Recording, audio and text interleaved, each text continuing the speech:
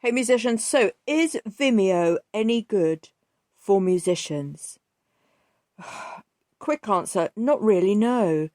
Look, if you want to edit videos, you're really using YouTube or Vimeo to actually edit is so long-winded.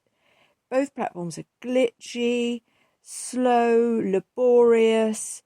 I mean, okay, in an emergency, I would say, but anything else, really, you need to be editing. I mean, TikTok's better. If you edit, especially if it's a short form video, if you edit a reel on Instagram, it's really simple. I use those for my short. Hello, cat. I use those for my shorts because and I mean, you can do longer reels. You don't have to stick to the sort of 60 seconds. If you want it on YouTube Shorts, you do need to stick to that 60 seconds, but you can do up to 10 minutes on TikTok. That's a really good music video, isn't it? Whatever, whether you're doing instructional video, play along, you're trying to build up your rep, live performances, anything like that. 10 minutes is quite a long time. I mean, most people don't watch videos for that long. So, you've got to get that right. But you could do 3 minutes and do your whole track. If you wanted people to have it free, you can get royalties from TikTok and Facebook as well. If you're signed up with a royalties distributor, you will get money for using your songs. I think the song has to be played for more than 60 seconds. I'm not going to promise that that's the truth, but I'm pretty sure a little tiny clip you won't get money for. Do you see what I mean? So you only get money if people are properly engaging. So it's worthwhile doing longer form videos for royalties. However, having said that, I earned 2p this last quarter from Facebook, and I've only been using my music on Reels. So what I did actually the last month is I've been using loads and loads of clips of my music. So we'll see. I don't get the results of the last month until next month, if you see what I mean. It's really slow to come in. The royalty figures, the absolute figures are really slow to come in. I haven't made any money. I've just about broken even on all of my music, and I've got a lot of it. And it's, I use it in my videos. I use it as backing tracks. I use it all over the place, and it hasn't earned me any money. So you just sort of think, oh, this streaming business, especially if you're an alternative musician, or you're doing something that's a bit different. I think you really have to think about, is that really a worthy career move? But there are other ways to make music, and we cover those in these broadcasts anyway. We talk about that sort of stuff a lot. But if you're a teacher, as I am, I'm an animator and I use my music for that, but I'm also a teacher. I've just set up the Suzuki school. And I've been fiddling around trying to make little trailers on Vimeo, a total waste of time. I mean, just don't do it. You're better off making a trailer on iMovie, which is free, or TikTok. Get some clips of yourself, photograph little video bits, and just upload them to TikTok. Use TikTok to make your videos. It's got great transitions. It's got great filters. It's got really cool stuff. You can't do any of that on Vimeo. You can't do any of that on YouTube, on the editors I'm talking about.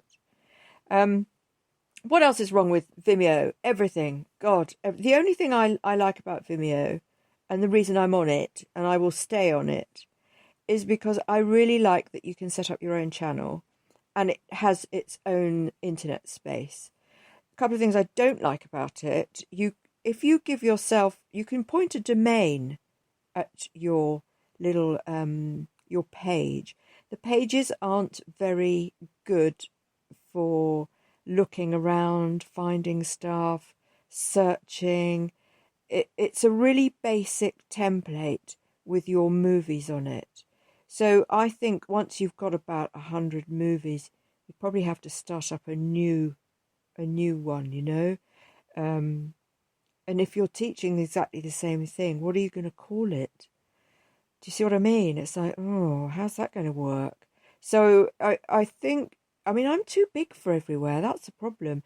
The good thing about YouTube is you can store. I've got like 14,000 videos on YouTube. You can store them all. But making money through YouTube, I mean, actually, I have to say, all of my money that I make on royalties does come, most of it, 99% of it, comes from YouTube. Now, the other problem with YouTube, though, is they pay you royalties, but less for India. And most of my downloads and most of my music listens are in India. So, I've got, I don't know, the same amount of downloads in India as I have in America. But in America, I've earned like 20 times as much. See what I mean?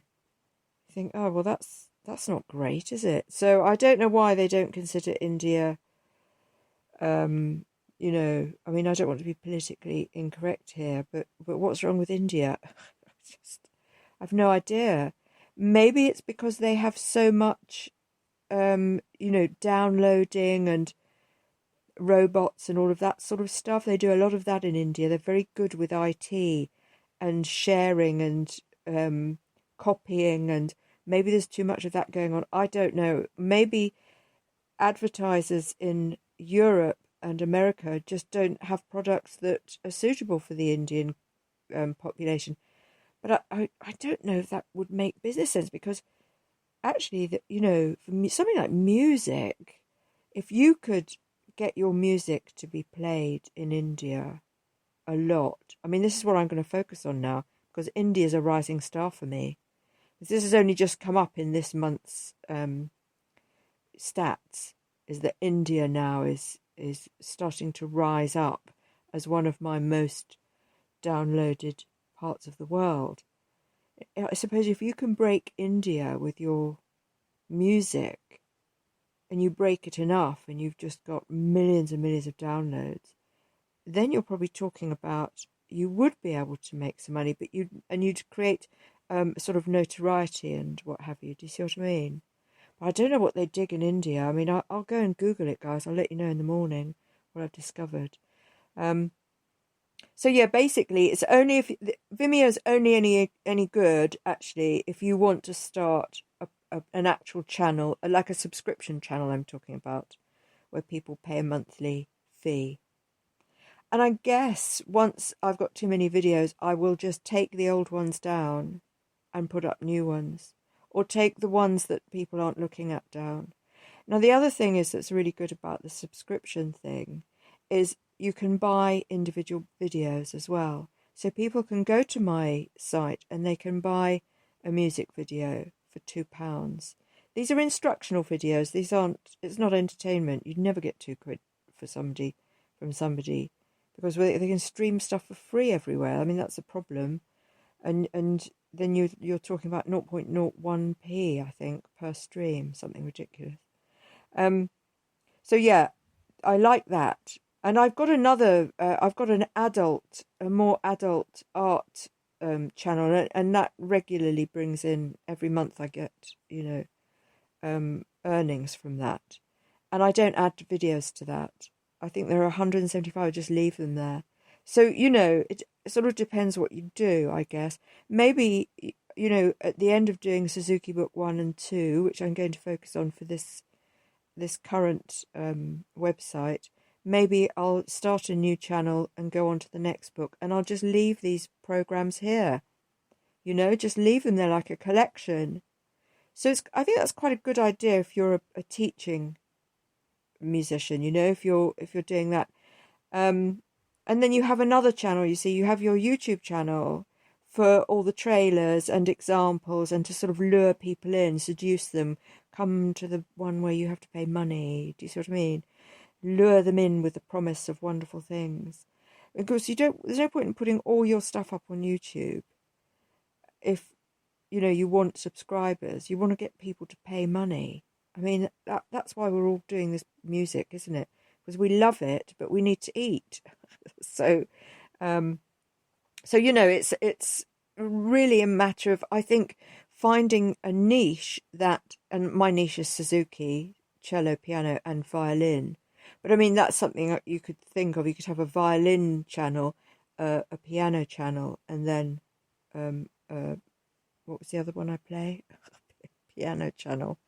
God, I mean, I don't play violin, by the way, but I can arrange music, so that's all I need to do. But there aren't any actual violin instructional videos, and I don't intend to learn. I thought today, well, actually, the part of the viol, is it viols? I think they're called viols originally, family.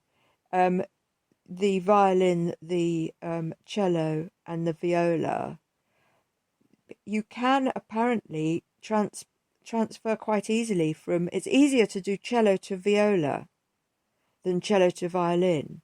So I could start the viola. I love the viola, actually.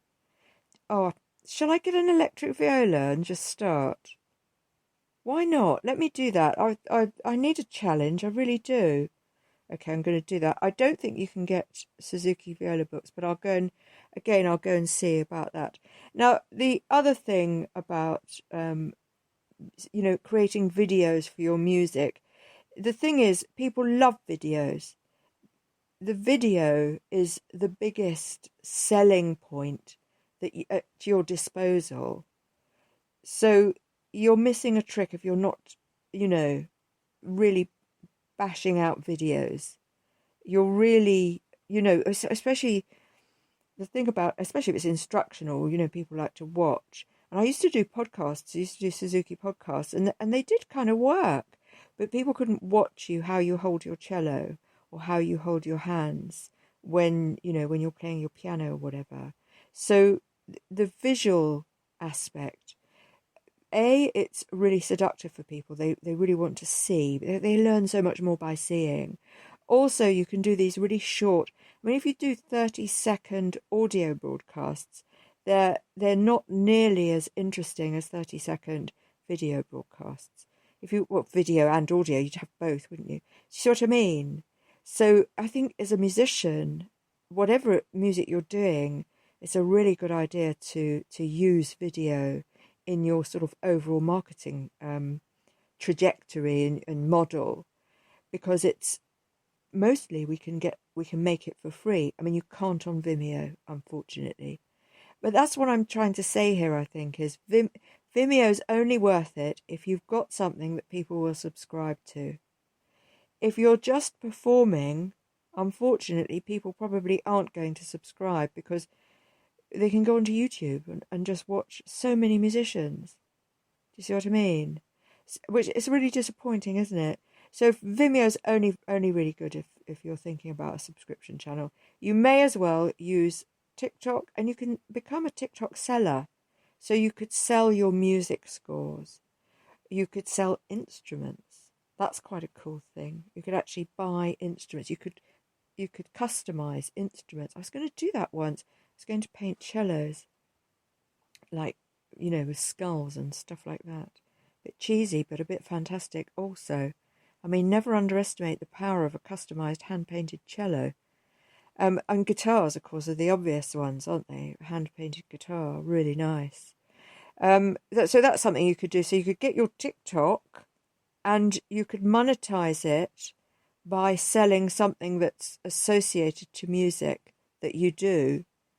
Even if it was just, buying up instruments from China and tweaking them a bit or whatever. But the obvious one really is lessons, isn't it? And then the other obvious one is for people to buy your CDs, but CDs don't really sell very well, not as nearly as much as they used to. The other thing, vinyl records, they're coming back. Now, if you've got a brand and you're doing a hip hop and club scene, getting a vinyl is a great idea, but they're not cheap, and you need a minimum order. I think it's about 100 that you need to make up, and that starts running up quite a lot of costs, but it is a thought, if you've already got, a fan base. What a great idea. Guys, it was great talking to you. Back later.